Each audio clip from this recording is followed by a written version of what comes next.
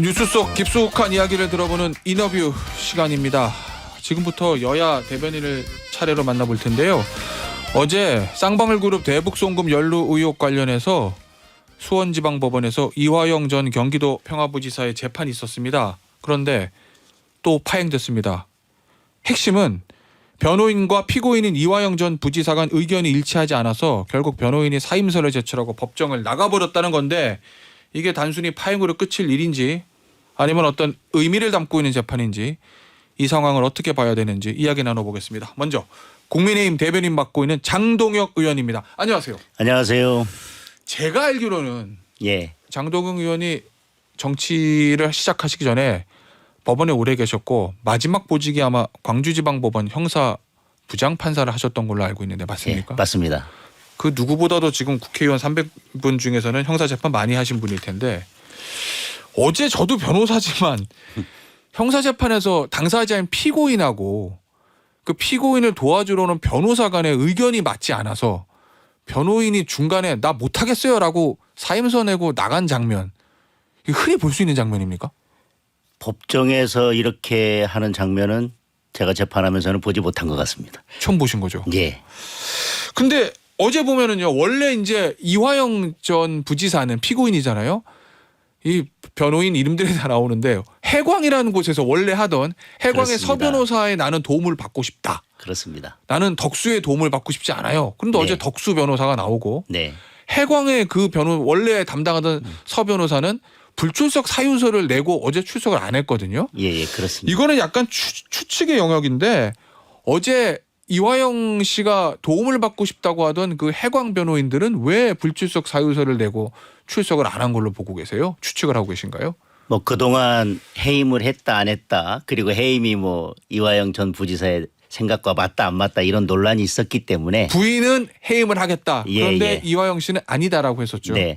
뭐 아시겠지만 뭐 누가 선임을 했든지 간에 형사소송법에는 특이하게 피고인 외에 뭐 배우자나 다른 사람들도 뭐 변호인을 따로 선임할 수 있는 권리도 있고, 예. 그런 마당에 배우자가 해광 측 변호사가 보기에는 신뢰관계가 형성되어 있지 않고 예. 본인들을 믿지 못하고 있기 때문에 입장에 난처하기 때문에 본인들이 아하. 일단 불출석 사유서를 제출한 게 아닌가 싶습니다. 입장이 좀 난처 있다. 네.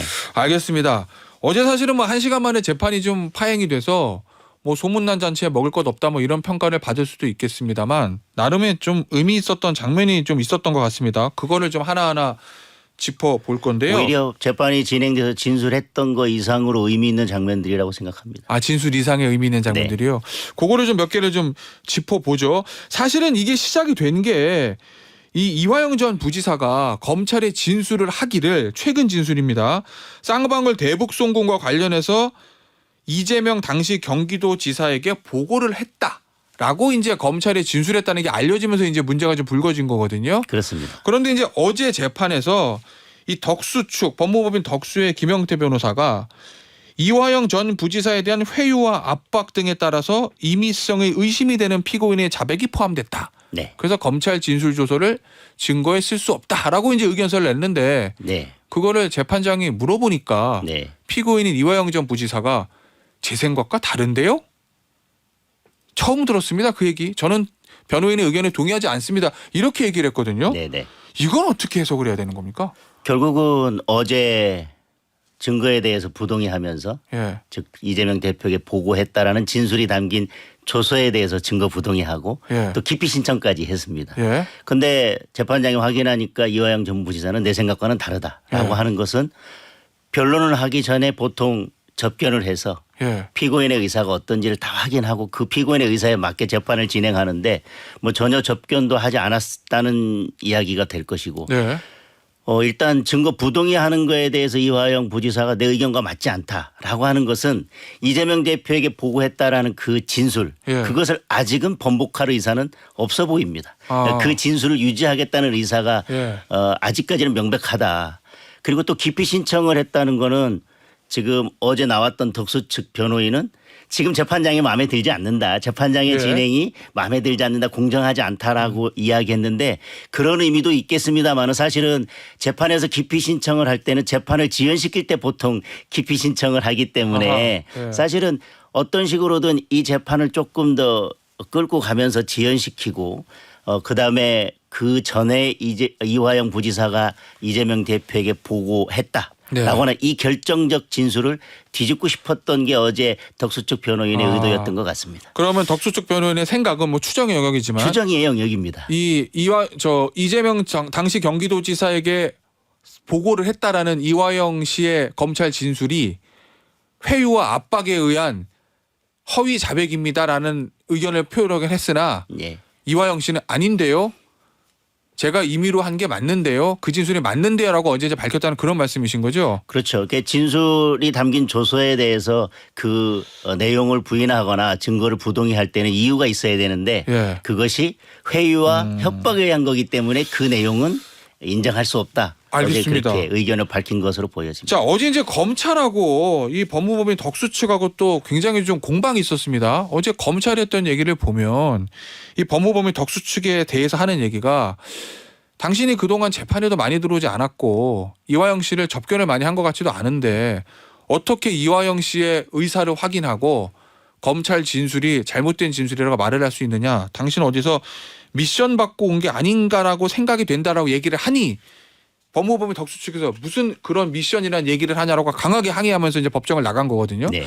이 검찰이 얘기했던 미션 받고 온 게 아닌가 생각하는 이건 어떤 의미로 검찰이 했다고 보시나요? 뭐 검찰의 그 표현도 사실은 정확하게 저희들은 알 수 없고 추정의 영역입니다만은 그렇죠.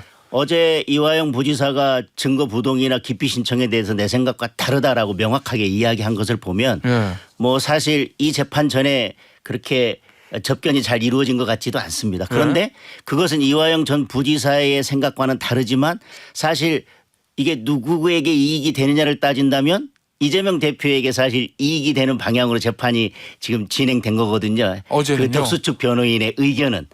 덕수의 변호인의 의견은 그렇다. 예, 이재명 대표 측에게 유리하게 진행된 것으로 보여지기 때문에 검찰에서는 이재명 대표에게 유리하도록 이렇게 증거에 부동의하고 기피 신청해서 좀 재판을 지연시키라고 누군가 그런 이야기를 했기 때문에 그런 이야기의 부탁을 받고 와서 이와 같이 뭐 검찰이 그동안 했던 표현을 보면 재판 방해, 사법 방해를 하는 거 아니냐 뭐 그렇게 표현한 것으로 저희는 추정할 수 있을 것 같습니다. 검찰은 그런 시각을 가지고 있는 것으로 장동혁 의원은 추정하신다는 거고요.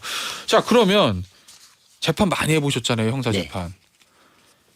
이 경험상 22일 날 또 재판이 있는다고 하거든요. 그렇습니다. 앞으로 이거 어떻게 진행될 거로 전망하시나요? 일단 22일 날은 뭐 이화영 전 부지사가 나는 이제 해광 측에 도움을 받고 싶다라고 했는데 예를 들면 해광 측에서 그냥 나와서 그 기존에 했던 변론 방향대로 계속 변론하면 문제가 없겠습니다만은 뭐 피고인의 의사는 그렇지만 뭐 가족들이나 다른 사람들하고 신뢰관계가 깨져서 이제 저도 이제 뭐 사임을 하든지 이제 더 이상 못 하겠습니다라고 하고 덕수 측의 변론은 뭐 피고인이 거부하고 있고 그럼 달리 변론하기가 적절하지 않은 상황이라면 그리고 뭐 이화영 피고인 측에서 다른 변호인을 추가로 선임하지 않는다면 뭐 국선 변호인이 선임돼서 재판이 진행될 수도 있다고 생각합니다.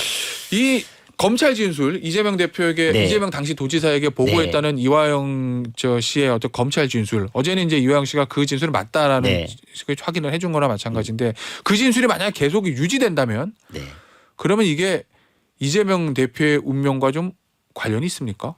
결정적으로 관련이 있죠. 사실은 그렇죠? 결정적인 관련이 있기 때문에 그동안 민주당에서 뭐 검찰청 항의 왕문도 하고 뭐 그랬었는데 사실 대북 송금과 관련해서 김성태 전 회장이나 이화영 전 부지사의 역할에 대해서 어느 정도 규명이 됐지 않습니까? 그래서 더 하나 남은 것은 과연 그러면 그 부분이 이재명 대표와 관련이 있느냐인데 보고했다면 형법상으로는 공모관계가 성립되기 때문에 결국은 그 책임이 형사적 책임이 이재명 대표에게도 가는 거죠. 알겠습니다.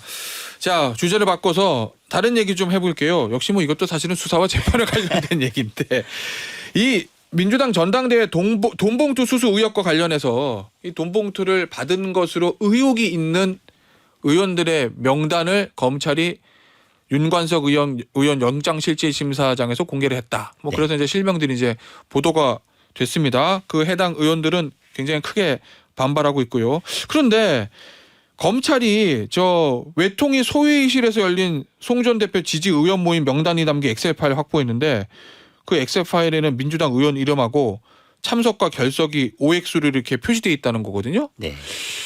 이거를 가지고 그 소위실에 모여가지고 돈을 받았다. 뭐 이런 증거로 쓸 수 있는 거예요. 왜냐하면 민주당은 검찰에게 증거로 말을 해야지. 네. 왜 이렇게 언론 플레이를 하냐 이런 반발을 좀 하고 있거든요. 그래서 제가 저희들이 증거를 다 보지는 못했기 때문에 네. 뭐 알 수는 없습니다만 이것만 가지고 저는 객관적인 증거로 충분하지는 않다고 생각합니다. 이 엑셀 파일만 가지고 예, 다른 진술이 있어야 된다고 네. 생각합니다. 예를 들면 누군가가 그때 외통이 뭐 어딘가 모여 있는 10명한테 줬고 그 다음 날 뭐 10명한테 얼마씩 돈 봉투를 줬다는 얘기를 나도 들었다라고 다른 진술들이나 다른 증거가 추가되지 않는다면 어렵다고 생각하고 다만 예. 이 부분이 공소장에 이 돈 봉투를 준 것 자체도 지금 윤관석 위원회 범죄 사실에 포함되어 있는 건데 이거에 대해서 법원이 구속영장을 발부했으면 예. 이거 외에도 다른 객관적인 증거가 뒷받침되고 있는 게 아닌가라고 한번 미루어 짐작해 볼 수는 있겠지만 딱 이것만 놓고 본다면 이것만 가지고 충분한 증거다 그렇게 보기는 어려울 것 같습니다. 이거는 왜냐하면 회의에 참석했다. 그러니까 맞습니다. 이 부분이니까요. 예, 그렇습니다. 알겠습니다. 자, 잼버리 얘기 좀 해보죠. 이 아무래도 사실 잼버리가 뭐 이제 끝나가는데 사실은 많은 문제가 좀 있었습니다. 파행도 중간에 됐었고요. 안타깝습니다. 네. 보면 이 끝난 이후에 대대적인 감찰과 감사가 진행될 거다 뭐 이런 전망이 나오고 오늘 뭐 동아일보 기사를 보면 아마 정부에서 전북도와 여가부에 대한 아마 감사가 시작이 될 수도 있다라는 이제 예측 기사들도 있던데요. 정확하게 이 부분에 대한 여당의 입장은 뭡니까? 잼버리가 끝난 이후에. 뭐 우선은 뭐 끝난 이후입니다. 예. 지금까지는 어쨌든 잘 예. 마치자 이런 이야기고 예. 사실 다른 시설비 이런 걸 빼고 운영비만 하더라도 8년 전에 일본이 했을 때 운영비보다도 더 2배 이상 썼습니다. 예. 그러고도 이렇게 부실한 준비와 부실한 관리에 의한 잼버리 대회가 있었기 때문에 그로 인해서 국격이 많이 실추됐고요. 이에 대해서 어떤 식으로든 무엇이 잘못됐는지 밝혀낼 필요는 있다고 생각합니다. 그런데 사실 집행을 책임지고 있는 게 전북도고 네. 사실 공동 준비하면서 최고 이제 마지막 결정권을 가지고 있는 게 여가부이기 때문에 네. 일단 우선 거기에서 시작되어야 하지만 저는 그 사실 관계를 규명하는 과정에서 다른 문제점도 있다면 저는 누구든 막론하지 말고 그에 대한 책임 추궁은 다 있어야 된다고 생각합니다. 거기서 시작은 네. 하지만 어제 저와 인터뷰했던 시대전환의 조정은 의원은